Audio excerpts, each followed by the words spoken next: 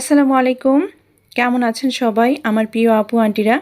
আশা রাখছি যে যেখান থেকে বসে আজকের এই নতুন লাইফস্টাইল ব্লগটি দেখছেন সবাই আলহামদুলিল্লাহ ভালো আছেন। আর আমি মেহনাজ বরাবরের মতো নতুন একটি লাইফস্টাইল ব্লগে আপনাদের সবাইকে আমন্ত্রণ করছি।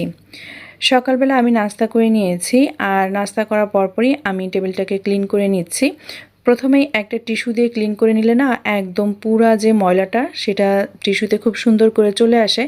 কাপড়ের পরিবর্তে টিস্যুটা নিয়ে এভাবে ক্লিনজার দিয়ে ক্লিন করে নিলে কিন্তু খুব ডিপলি ক্লিন করা হয়ে যায় আমার মতে। এরপরে যদি টিস্যুটা চেঞ্জ করে বা টিস্যুটা ফেলে দিয়ে যদি একটা ভেজা টাওয়েল দিয়ে মুছে নিই তাহলে কিন্তু এই কেমিক্যালটা আর খাবার টেবিলে থাকে না। তো আমি সেই কাজটাই করছি। এখন একটা ভেজা টাওয়েল দিয়ে পুরো টেবিলটাকে আমি ক্লিন করে নিচ্ছি। এরপরে টেবিলে যে জিনিসগুলো থাকে সেগুলোও আমি একটু একটু করে মুছে নিব। আজকের ব্লগটা যারা দেখা শুরু করেছেন প্রথমেই আপনাদেরকে মনে করিয়ে দিচ্ছি, প্লিজ একটা লাইক দিয়ে ব্লগের বাকি অংশটুকু কন্টিনিউ করতে পারেন। আশা রাখছি আজকের ব্লগটিও আপনাদের কাছে বেশ কিছুটা ভালো লাগবে। আর তাছাড়া যারা এই ধরনের লাইফস্টাইল ব্লগ দেখতে চান, আপনারা যারা নতুন ভিজিট করছেন আমার চ্যানেলটা, তো সেক্ষেত্রে আপনারা আমার চ্যানেলটিকে সাবস্ক্রাইব করে আমাকে সাপোর্ট করতে পারেন। পাশে থাকা বেল আইকনের অল অপশনটা সিলেক্ট করে দিতে হবে নোটিফিকেশনে। ডায়েরি অফ ডিজায়ার্স চ্যানেল থেকে নিত্য নতুন লাইফস্টাইল ব্লগগুলো পৌঁছে যাবে, আপনি আপনার সুবিধা মতো সময় সেটা দেখে নিতে পারবেন। আপনাদেরকে প্রথমেই সরি বলে নিচ্ছি, কারণ আমি বেশ প্রায় 5টা দিন পরে আজকে নতুন ব্লগটা শুরু করছি। খুব গুরুত্বপূর্ণ একটা কাজে হঠাৎ করেই আমরা আবার গ্রামের বাড়িতে গিয়েছিলাম। তো কাজ শেষ করে তারপরে আবার ঢাকায় চলে আসি। তো ঢাকায় যেদিন চলে আসি তার পরের দিন হচ্ছে আমার সুভার সারপ্রাইজ টেস্ট থাকে স্কুলে। তো সব মিলায় একটু খুব ব্যস্ত সময় পার করছিলাম। আর যেদিন গিয়েছিলাম সেদিনও সুভার একটা ক্লাস টেস্টের কথা ছিল। তো মঙ্গলবার ক্লাস টেস্ট শেষ করে বা মঙ্গলবার স্কুল শেষ করে তারপরে আমরা বাড়ির উদ্দেশ্যে রওনা করেছিলাম। আবার বুধবার রাত 10টার ভেতরে বাসায় এসে বাচ্চাকে 1 ঘন্টা পড়িয়ে দেন হচ্ছে আমরা ঘুমাই। তো বৃহস্পতিবার স্বাভাবিকভাবে অনেক বেশি টায়ার্ড ছিলাম, যার কারণে কিন্তু আর ব্লগ আপনাদের মাঝে আনতে পারিনি। তো শুক্রবারের কাজগুলোই আপনাদের মাঝে শেয়ার করছি। জান্নাতুল ফেরদৌস আইডি থেকে আপু বলেছেন, আপু গাছগুলো কিভাবে সজীব বা সতেজ হয় বা ভালো থাকে আমাকে একটু জানিও।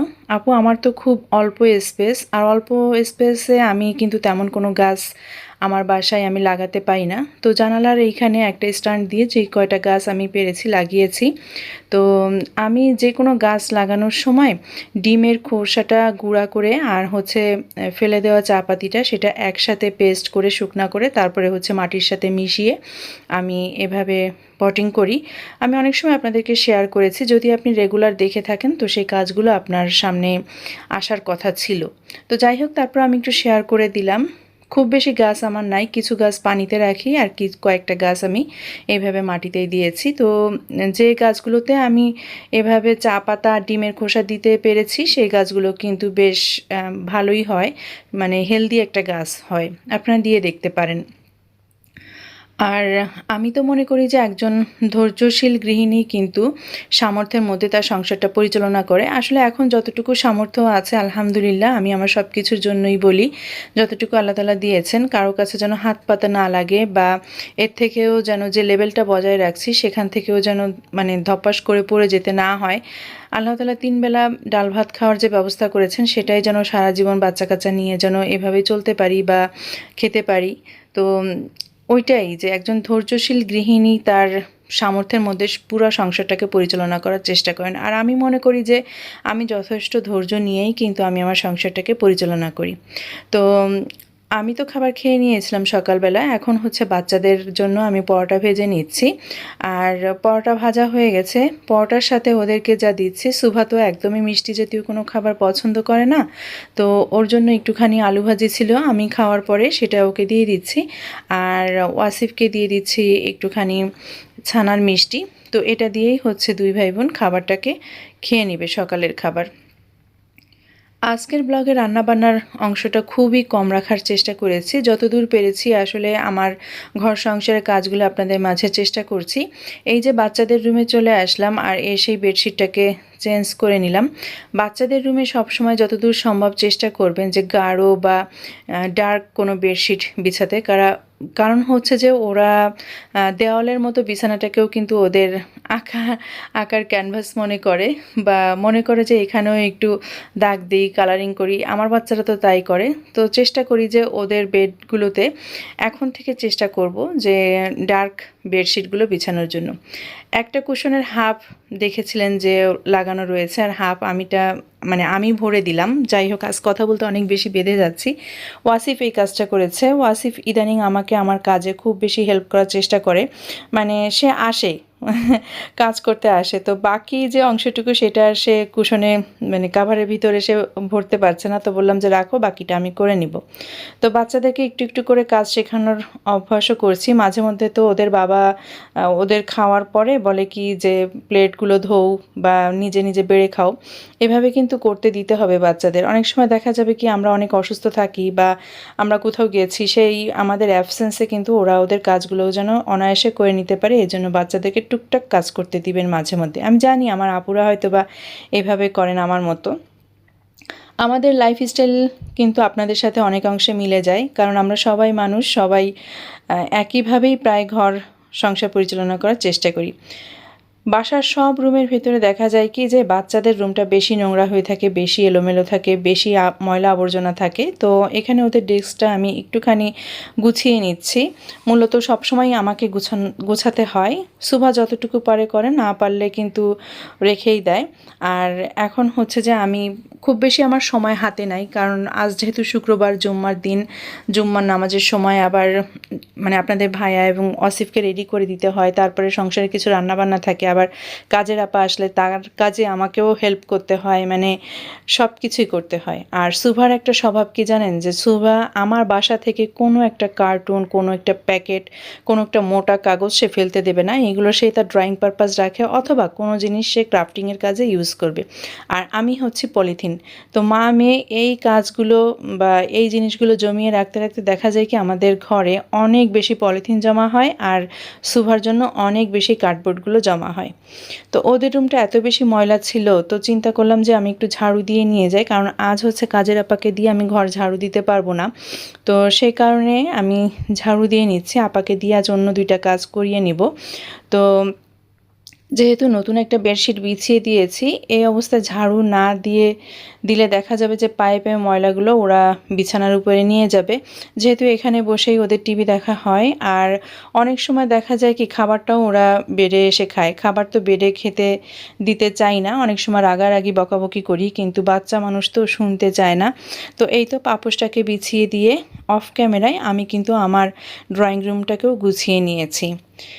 তো ড্রয়িং রুমের এখানে টেবিলের পরে যে একটা কাপড় দিয়ে থাকে সেটাকে আজ ধুয়ে দিব, যার কারণে ওটা উঠিয়ে ফেলেছি।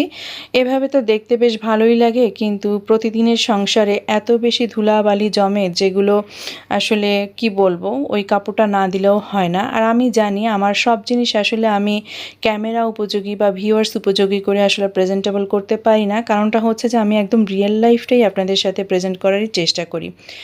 এখন চলে আসলাম আমার বেডরুমে। আমার বেডরুমে আজ নতুন একটি বেডশিট দিচ্ছি।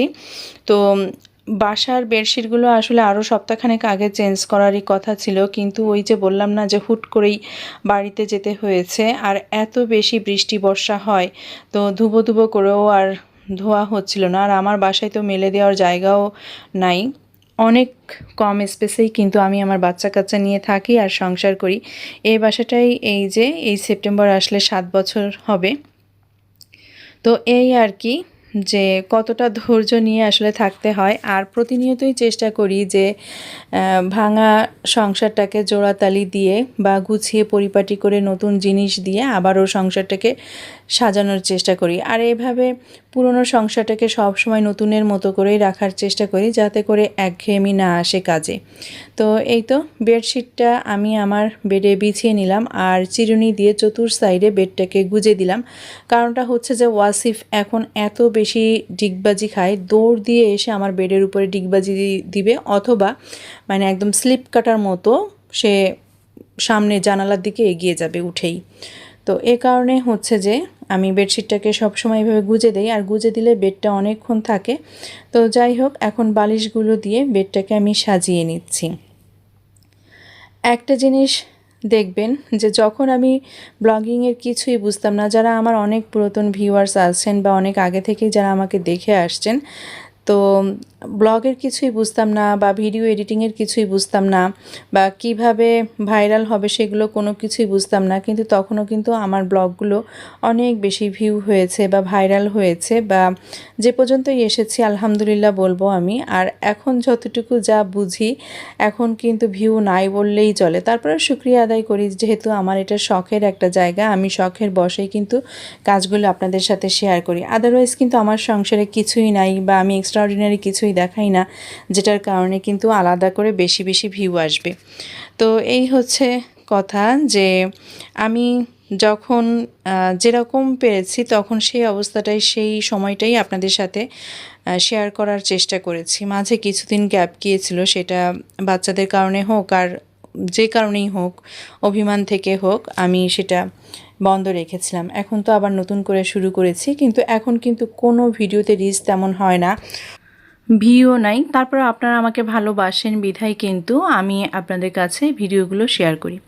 তো আমি বিছানাটাকে গুছিয়ে নেওয়ার পরে এখন হচ্ছে একটু ঝেড়ে মুছে নিচ্ছি, কারণ এই ওয়ার্ড্রোপের উপরে না বেশ ধুলাবালি জমে। আর যেহেতু 2 দিনের মতো বাসায় ছিলাম না, বলতে গেলে একদিনই, তো আর এত বেশি বৃষ্টি বর্ষা হয়, এই এখন বৃষ্টি তো একটু পরে বৃষ্টি নাই, এই অবস্থা। তো সব কিছু মিলিয়ে কিন্তু প্রতিদিনই আমাদের এই ঘর বাড়ি ঝেড়ে মুছে নিতে হয় আর পরিষ্কার পরিচ্ছন্ন করতে হয়। এখানে কাজগুলো করতে গিয়ে দেখেন আপনাদের ভাইয়া 2টা ক্রেডিট কার্ড ছিল, তো ঝাড়া মোছা করতে গিয়ে পড়ে গেছে। একটা কার্ড আমার চোখে পড়েছে, আর মনে মনে ভাবছি যে 2টা কার্ড ছিল, তাহলে আর একটা কার্ড গেল কোথায়। তো আর একটা কার্ড যে পড়ে আমার পায়ের পাশেই আছে, আমি সেটার খেয়াল করিনি। পরবর্তীতে যখন ওয়ার্ড্রোবটা মুছে নিচ্ছিলাম বা ঝেড়ে নিচ্ছিলাম, তখন চোখ গেছে, আর তখনই কিন্তু কার্ডটাকে উঠিয়ে রেখেছি। এই তো বেডরুমটা মোটামুটিভাবে যতটুকু পারলাম মানে থাকার উপযোগী করে নিলাম। তো মোটামুটিভাবে আমার ঘর মানে গোছানো হয়ে গেছে। এখন যে কাজটা করছি আমি, সেটা হচ্ছে যে ওয়াশিং মেশিনে আমি এই সব কাপড়গুলো দিয়ে দিব, কারণ এগুলো জমিয়ে রাখলে তো জমাই থাকবে আর এইভাবে বৃষ্টি বর্ষা হতেই থাকবে। তো যতটুকু ঘরে জায়গা আছে, বারান্দায় বা জানালায় যেভাবে পারি সেভাবে মেলে দিয়ে শুকানোর চেষ্টা করব। এরপরে তো রান্নাবান্না রয়েছে।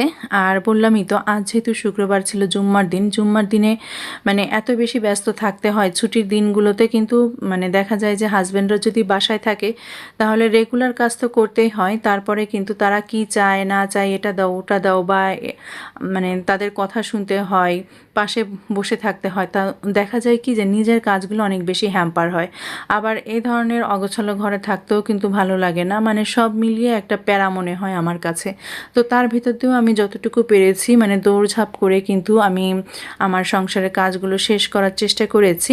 তো সব কাপড়গুলো ওয়াশিং মেশিনে দিয়ে দেওয়ার পরে এখন আমি রান করিয়ে দিলাম। আর এখন সকালের যে থালা বাসনগুলো বের হয়েছিল নাস্তা করার পরে, সেই থালা বাসনগুলো এক এক করে আমি ওয়াশ করে নিব। এতদিনের যে বাস্তব অভিজ্ঞতা, সেখান থেকে আসলে আমার যেটা মনে হয় জানেন, যে মানুষ ততক্ষণই আপনার হয়ে থাকে যতক্ষণ না আপনার থেকে সে ভালো কাউকে বা অন্য কাউকে খুঁজে পায়, ততক্ষণ আপনার থাকে। যখন সে আপনার থেকে ভালো বা অন্য কাউকে খুঁজে পায়, তখনই সে সেখানে চলে যায়। আসলে জীবনটা এমনই। তো একটা সময় ওই যে বললাম না, যে যখন আমি কিছুই বুঝতাম না, তখন ভিডিওতে অনেক বেশি ভিউ হতো বা ভাইরাল হতো, মানুষ আমাকে অনেক ভালোবাসা দিত। আর যখন আমার থেকে অন্য কাউকে ভালো খুঁজে পেয়েছে, তখনই কিন্তু সে আপনার কাছ থেকে চলে গেছে। আমার কাছ থেকেও তেমনটা হয়েছে। আমি অনেকের অনেক কথা বুঝি। কেউ এসে বলে যে আমি আপনার রেগুলার ভিউয়ার্স। হ্যাঁ, রেগুলার ভিউয়ার্স হতেই পারে, ব্লগ দেখতেই পারে, কিন্তু তার মানে একটা মানুষ প্রতিনিয়ত একটা মানুষের সাথে লেগে থাকে না, যেটা বুঝলাম আর কি।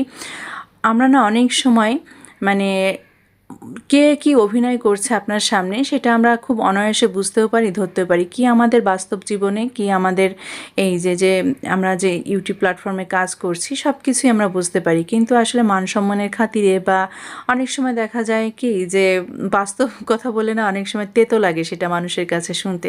তো সব কিছু বিবেচনা করে আমরা না অনেক সময় সত্যি কথাটা বলতে পারি না। সে যেটা বলছে আমরা অনায়াসে সেটা মানে মুখ বুজে সহ্য করি। কিন্তু এই সহ্য করাটা কিন্তু একটা ভদ্রতা, এটা কিন্তু একটা দুর্বলতা নাই। আমি আপনার সাথে ঝগড়া করতে চাই না যে কেন দেখেন না, কেন আসেন না বা কেন হয় না, এটা আসলে কখনো করা যায় না। যার যেটা রিজিকে আছে তার সাথে সেটা হবেই, তার কাছে সেটা আসবেই, রিজিকে না থাকলে সেটা আসবে না, এটা হচ্ছে কথা।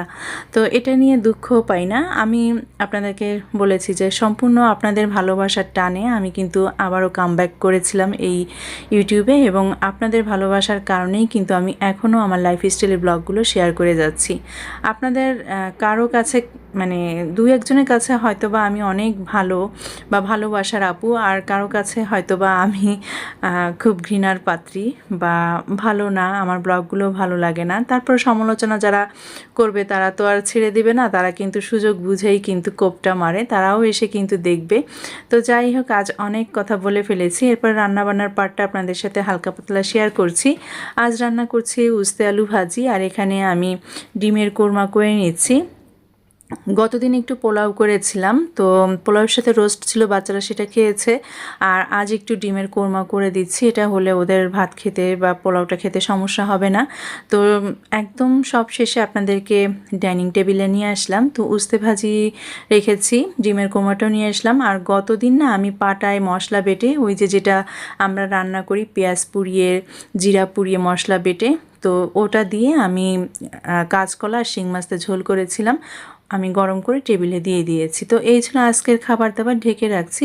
ভালো থাকবেন সবাই, বিদায় নিচ্ছি আজকের ব্লগ থেকে। দেখা হবে, কথা হবে নেক্সট ব্লগে। আল্লাহ হাফেজ।